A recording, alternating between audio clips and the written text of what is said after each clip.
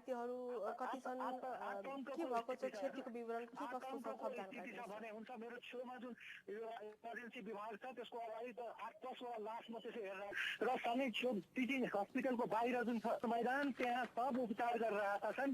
त्यो घाइते भएका पनि हुन् र सँगै अस्पतालका जुन बिरामीहरू थिए ती यस्तो यस्तो आतंकको स्थितिमा उहाँहरू पनि बाहिर उपचार गरिराख्नु भएको छ। कति के क्याजुअलिटी हो केही थाहा छैन।